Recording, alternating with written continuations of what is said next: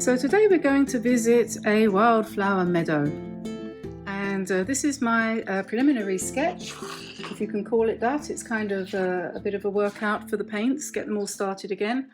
And the colours we're going to be using today to create something along these lines are alizarin crimson, which is a lovely rich red, sap green, which is the basis for the greens. I never use that neat, but we use that as a base, just to make life a little simpler. Quinacridone Gold, which is my favourite yellow because it mixes so well with everything, and everybody should have this in their palette. If you can get hold of Quinacridone Gold hue from one of the main manufacturers, have a look at the links below this video, and you'll find links to Jackson's and to Amazon. This is black, and I think there might be a bit of sepia in there as well, but it's supposed to be black. And cobalt blue, and I use cobalt blue all the time, so this needs a little bit of a refill, so I'm going to squeeze out a dollop of blue.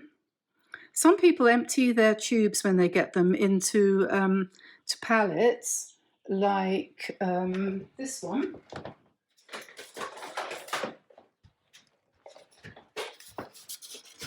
This is what some people do. For those of you who are new to watercolour, I don't do this. I don't recommend it. Some people do it.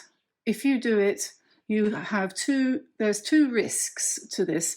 First of all, you'll need a fairly big tube of paint, so 14 grams at least, in order to fill up one of these compartments. A little 5mm tube will go in there and basically get lost at the bottom. When you squeeze your watercolour paint into here, it will dry eventually. After a few days it will dry into a solid lump, and that's okay because you can always reactivate watercolour, unlike acrylic, and you can reactivate gouache as well. But why would you do that? Because if you're painting every day, what you need is a whole bunch of little dishes like this, where you can squeeze out your paint, you can activate it by adding a little drop of water, and then you can blend and make mixes in those little dishes. And you're just basically, you've got far more paint at hand, and there's no danger of contaminating, cross-contamination if you've got, I mean, I do use that kind of paint box too. I was just wondering if I could find my paint box to show you.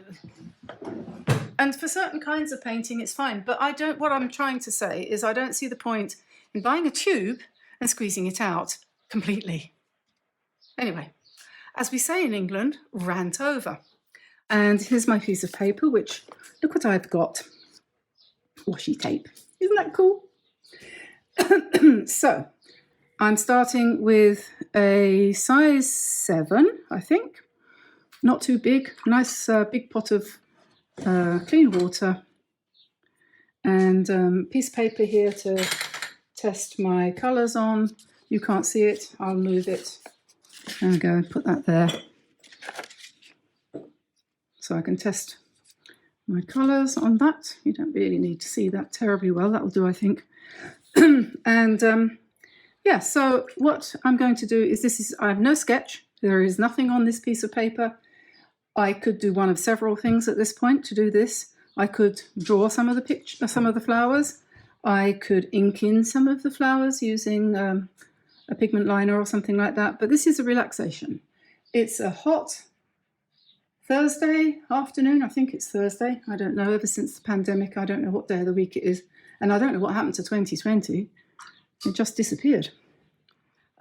So, as I said, this is my sketch that I did this morning. I'm going to try and reproduce that pretty much.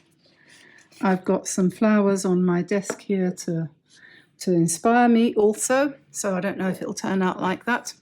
But anyway, so here we go. So I'm going to pick up, first of all, I'm going to start with red, and I'm going to just drop in some dilute alizarin crimson here, and then I'm going to pick up some Quinacridone Gold and mix that with the red, and then just drop in a little bit more.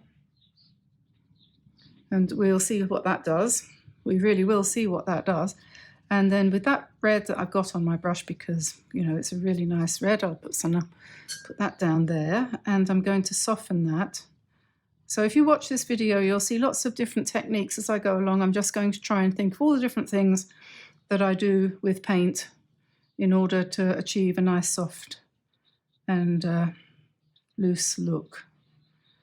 I mean, these flowers, I don't know what they are. Do you? Do you know what it is yet, as they used to say in the olden days in England? It's a flower. Now, here is a mistake ready to happen. These are almost the same size and they're both facing the same way. So what's that all about, Diane? So let's make this one bigger, because you just don't want everything to be facing the same way. So wash out the paintbrush, pick up a little bit of black, and I'm going to mix that with some blue. So we've got a nice dark grey colour. I'm just going to drop some of that in the middle there and see what that does.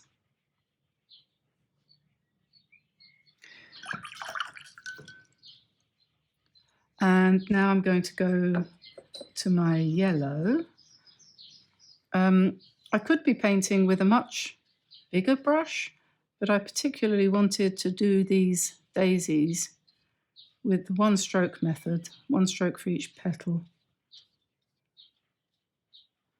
There we are. And then I want brown, and I think I had some, yeah.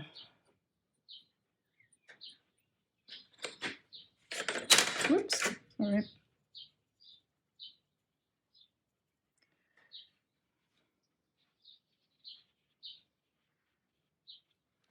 We let that run. And this, I just need some paper towel. Just going to lift out the light there. And a little bit there and a little bit there, because if that's going to be a poppy, I usually have a kind of light area in the middle. And let's add some blues.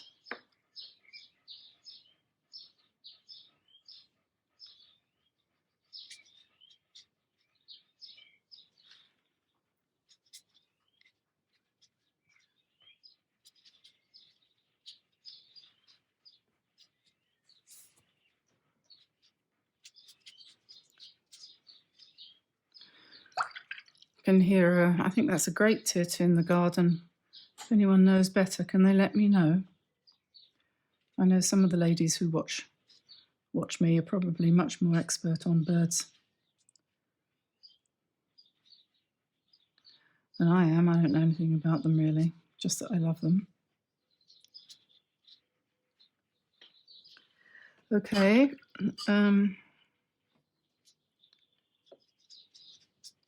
Put another red one over here, or pink. We can always come back and emphasize that a little bit more. Time for a bit more yellow, I think.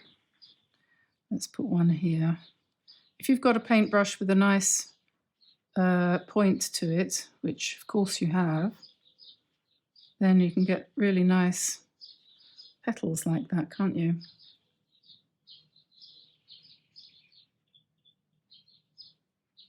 And I'm going to make a sort of brownish green by adding some of that sepia, which I decided to add to my palette, to just start to put in some of the stems.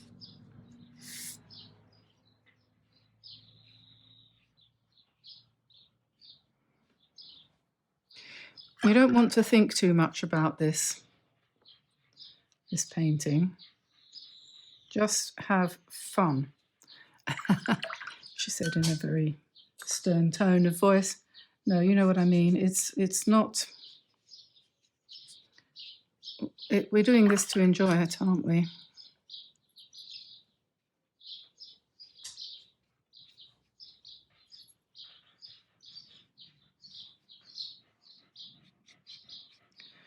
And we're waiting for some of these to dry a little bit. Look how the cobalt blue is granulating when you put alizarin crimson in. You can see it very clearly. This gives a lot of texture which some people like and some people don't. I do because I think it looks good, but some people don't like that. So just to be aware that cobalt blue will do that, but so will ultramarine come to that. So now these yellow ones have dried quicker than the blue ones. Now I wonder if that's a thing. I haven't really noticed that before. So I'm going in with some more of the same colour. Never add anything to yellow if you can possibly help it. It doesn't like other colours, yellow. Yellow is quite pleased with itself and really doesn't want to have anything to do with anything else. You'll find if you add almost any colour to yellow, it will start to go grey and dark and generally lose its sparkle. So you can put together cadmium yellow, lemon yellow, Quinacridone Gold. You can put all the yellows together. But as soon as you add blue or green or pink or anything, it will start to look ugly. So you have to be careful about the centre. You don't want to put that in too soon. I'm going to leave that one to dry a bit before I go in there for the centre. So I did a little bit of spatter. I'm going to strengthen this one a little bit. Let me see. Now, in my sketch, I had a few kind of violet-y blue,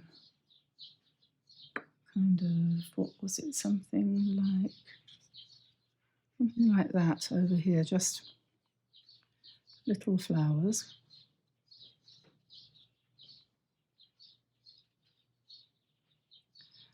And there's a few over here in the same colour.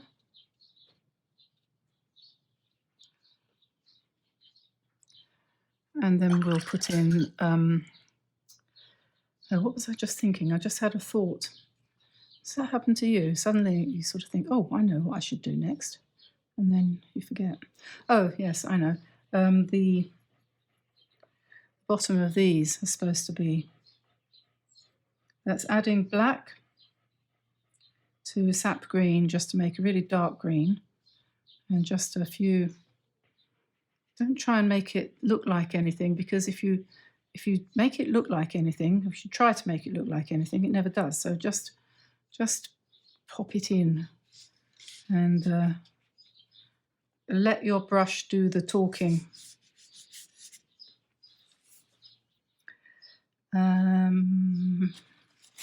If this is going to be a poppy, that needs a bit of a lift. So if you decide you're going to turn one of your flowers into a poppy, then wet it a bit and go in and lift out some highlights like that, and then immediately it looks a bit more like a poppy. Okay, you can do that to any of these actually. For example, this one looks a bit blank, so if you just wet the paper or wet the paint, either way, it doesn't matter which way around you do it, you can just lift it out a little bit. And then I'm going to come in a minute with some more blue or pink or something. Now these are all kind of random shapes. When I did it this morning, Tamsin said to me, oh, they look a bit like sweet peas. They do. And do you know what? I can't remember what pea leaves are like. I can't remember. But I'm going to do some leaves like that. Is that what pea leaves are like? Could be, couldn't it?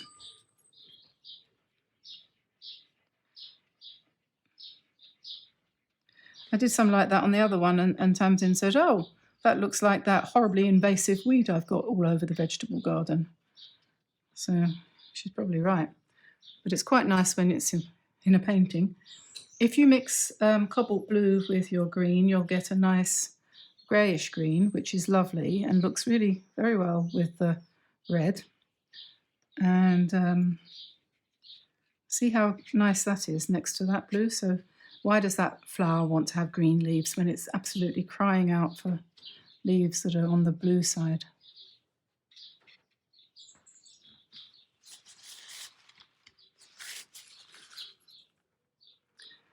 Put the centre in here. in black, because one colour, funnily enough, that yellow tolerates in small amounts is going to be black, isn't it? Yellow and black. Very stunning, very striking. And we need to bring stem down from there, and that needs a stem. These need stems. When you're doing stems, try to hold the brush well away from the ferrule so that you get a nice loose flicky kind of thing going on. What else have I got? I've got a few red flowers dotted around in various places.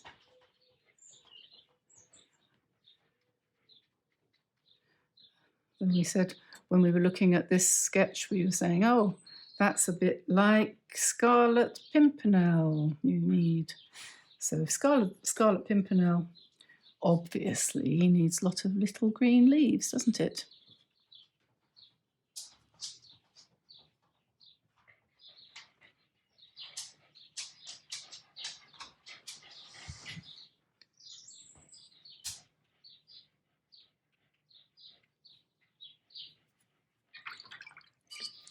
Now a little bit more, oops, much too much blue, don't want that.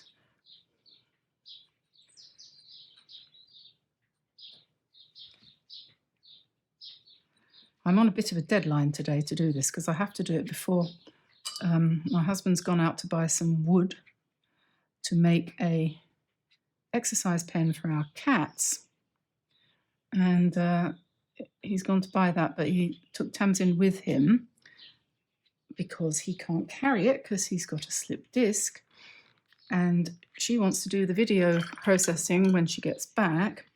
So I need to have this finished by the time she comes back. No pressure.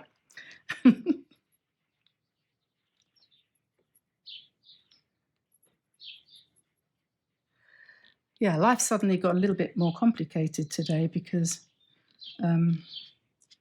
my husband is originally from Egypt and he hasn't been able to go back and see his relatives or do any business since the pandemic.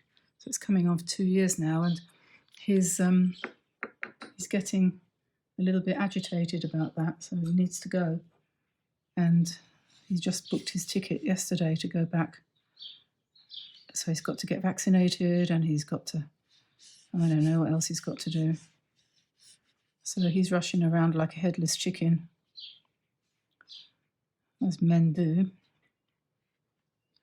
when anything in their lives changes.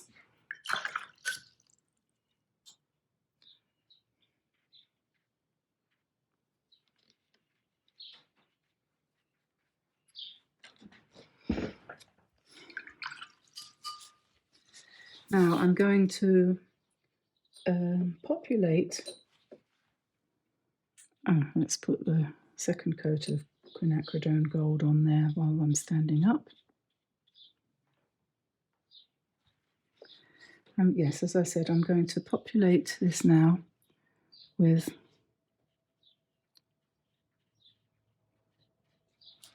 bees.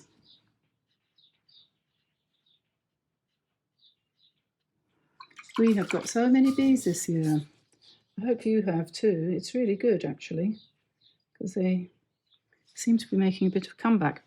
I know there's been some restrictions here on that chemical which was supposedly harming them, and it must have been because I don't know how that works, but I think they're starting to come back. How could that possibly be so quickly? I don't know.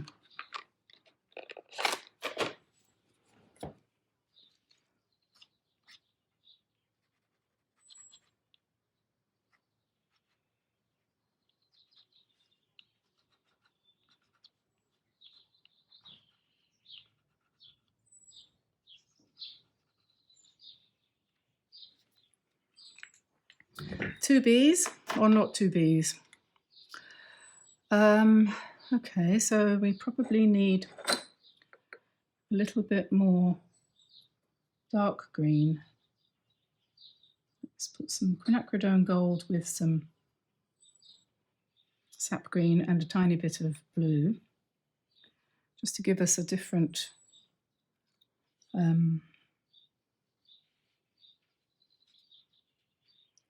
different shade.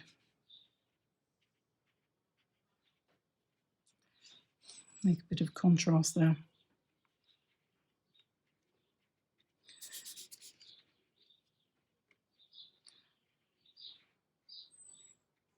I'm painting on a nice fine grain paper. I have a feeling there's painting on the back of this. Yes, there is.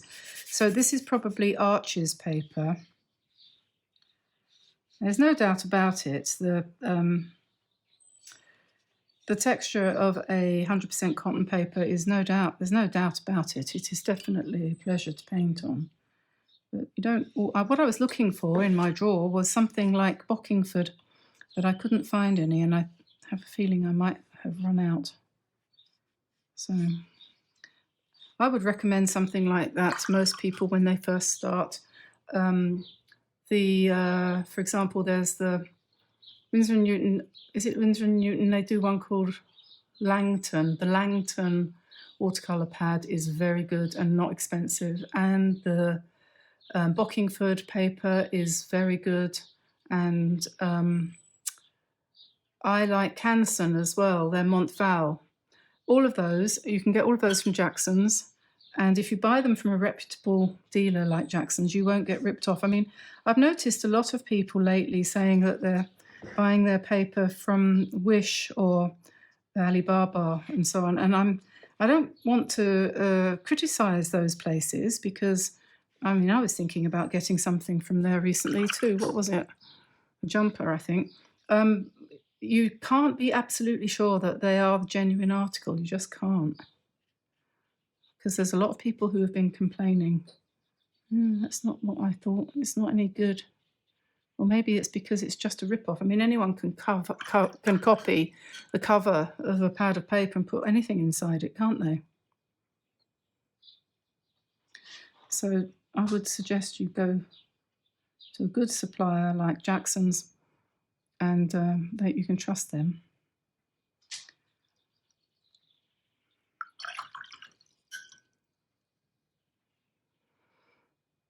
So I think we've got to the point here where, well, we probably need a little bit more spatter. Shall I put a butterfly in? What do you think? Should we put a yellow butterfly? Where should we put it? Over here?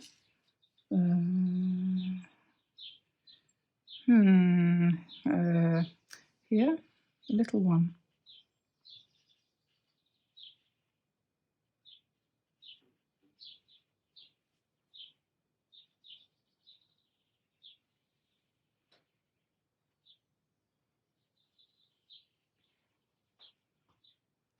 And maybe a blue one over here.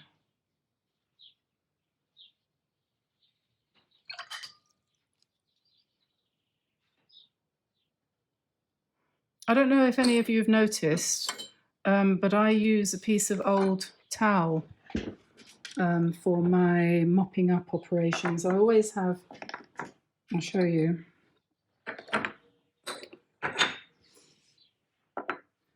This is a piece of towel. I recently cut up an old bath towel, which I happen to know must be at least, let me think, I was given that towel in 1996, and I know that that towel had made its way from somebody else's house to the house of the person who gave it to me. So this towel probably goes back to about 1980. So I reckoned the other day that 40 years of existence in my bathroom was probably long enough. So I cut it up and I turned it into painting rags. So instead of using paper towel to wipe off my brushes in between strokes, I use this, and it's much better and more, what's the word? Environmentally friendly.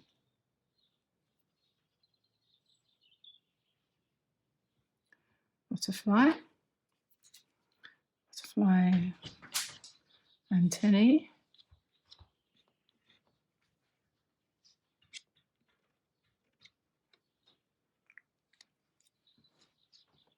Oops.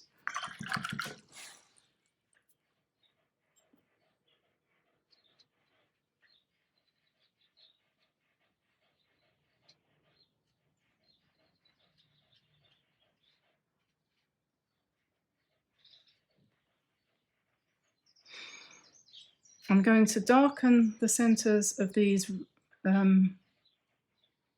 yellow flowers. I'm going to put a little bit more brown in one side of the centres and enlarge them a little bit. That's sepia.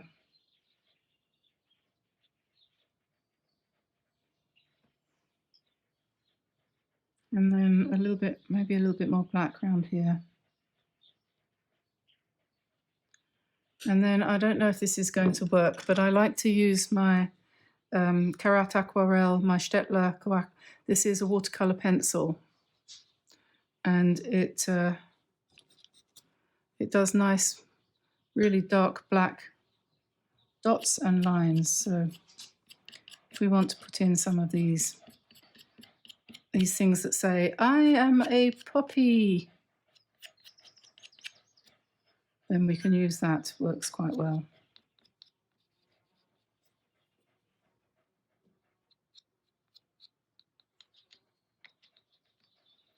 And can use it for indicating hairs and things. Not hairs like rabbits, but hairs on stems. I think that's probably enough of that. Oh, look, this poor poppy over here doesn't have any colour. Let's just do that.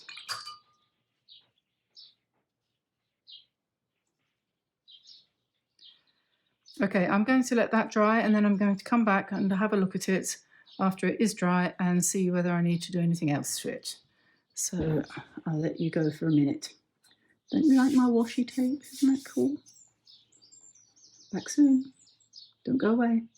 Okay, so that's pretty much dry now, and before I continue on to do the final finishing touches, I wanted to correct two things I said earlier on. One, I said that yellows don't mix with anything, and what I did mean to say, I meant to say that if you want to retain the yellow, if you want to paint a yellow flower, then it's best to do the flower all in yellow, like in the laburnum video that I did the other day.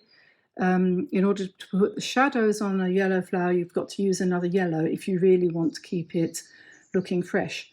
Quinacridone Gold, on the other hand, mixes beautifully with most other colours to create other colours. So, you know, Quinacridone Gold plus blue, Quinacridone Gold plus red or black or green or anything, or violet, all of those are lovely colours that it makes, but none of them are yellow. So that's what I meant to say there. And the other thing is, this was the palette I was trying to find. This is my Schmincke palette. And in this kind of palette, as opposed to, this is turning into an equipment thing. In this kind of palette, which I do use, as opposed to this kind of palette, which I don't really, although I've got others like this, which have got paint in, but it's not my style really. This is handy if you're out and about or if you're traveling and you want to carry a lot of paints with you. Handily, and this way for beginners, this is, if you want to use these paints, you have to activate your paint with a little bit of water, and then you take it to one side, and then you use it from here, or you might add another colour to it until you get the colour that you want, and then you paint with that. So that's fine if you're traveling, but this is never was intended as a studio palette. This is for people on the go. What you do in the studio is you either have my kind of arrangement. I'm just going to pick up the camera. You have either this kind of arrangement where you have all of your colours in a tray like that, and all the different little pots with all the different colours, and my resources for those, my tubes, live over here in a drawer. So that's where I keep my supplies.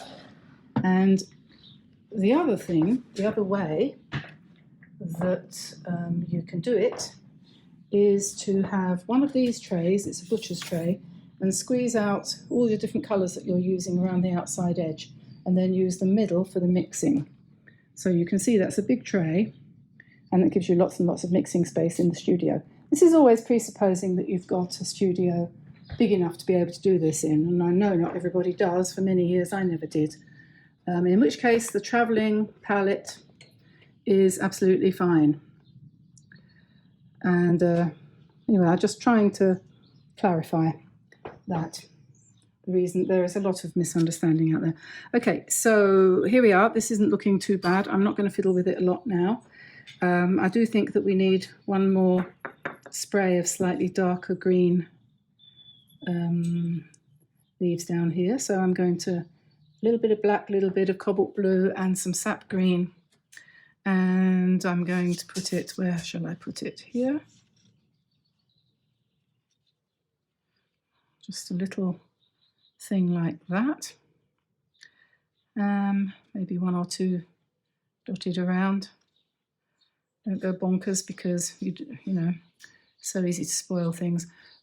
I'm thinking in my original I had a little bit more violet at the bottoms of these flowers, just a little bit like that. The yellow is in danger of becoming overworked, so I'm not going to do anything with that. And maybe a bit more down there, a little bit of yellow there for continuity's sake. Not going to touch the poppies, they're done. Okay, so that's it. I've finished for the day. And I'm going to let you go, get on with your day. Won't it be a shame to take this tape off? I would love to hear what people use their washi tape for. I thought I'd get some the other day. I ordered a little pack and I'm a bit short of ideas as to how to use it except around my paintings. Is that what you're meant to do? Okay, thanks very much for being with me today. I'll see you again tomorrow. Don't forget to like and subscribe and to click on the notifications bell so that you get notified whenever a new video goes up. And look forward to reading your comments below. It's always great fun and I always reply. At the moment, I can still reply to all the comments.